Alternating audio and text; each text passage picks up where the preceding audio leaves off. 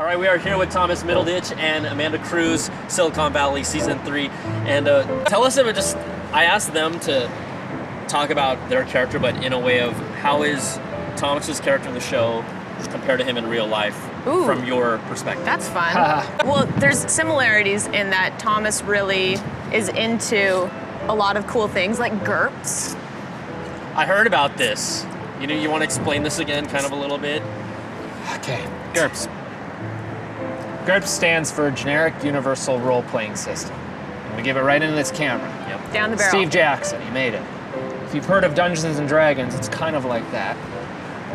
You got your character sheets, you got a bunch of really close friends, and you have a game master. And it's one of the best experiences you could ever have. So he's into some of those things, but unlike Richard, Thomas is super charismatic. I'll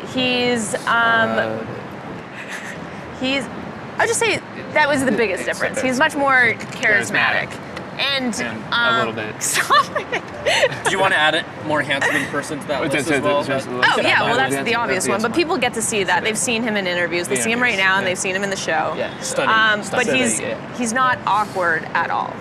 So do me. Okay. Yeah. Who is Amanda Crew?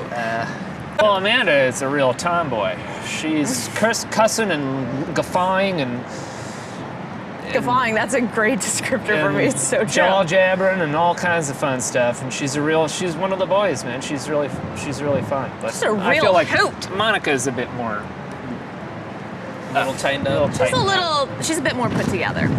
She wouldn't have her hair blowing like this and be fine with it. Now, I asked the other guys, last question before we wrap it up, I asked the other guys about how Season 1, you were the main female in the show. Season 2, a few extras. We know Silicon Valley still has that large gap of men to women ratio, but that kind of gives you a lot more time to shine, right? Yeah, we have women on the show. We have women on the show. They shine too. See, Suzanne Cryer. We had Alice Wetterland on, and also, I didn't like a lot of that flack for the show in particular. Like, sure, call what social issue you need to in terms of real Silicon Valley, but like for our show, I wanted to be like, were you not watching it? She's a woman of power. And I'm working integrity. in tech. And something rare about my role on the show that in most roles that I play, I'm like, the love interest. I just serve as the love interest. Very sexy. And I don't do that on this show. I serve purpose as a businesswoman, and I think she's a great role model for women. Awesome. Thanks, guys. Cool. Thank you. Good stuff.